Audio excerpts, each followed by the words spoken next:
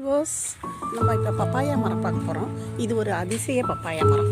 என்னன்னா இங்கே பாருங்கள், காய் இருக்கா? இங்கே பாருங்கள், அதோடைய பூவை பாருங்கள் எப்படி இருக்குன்னு பாருங்கள். இந்த மாதிரி இருக்காது பப்பாயா மரத்து பூ.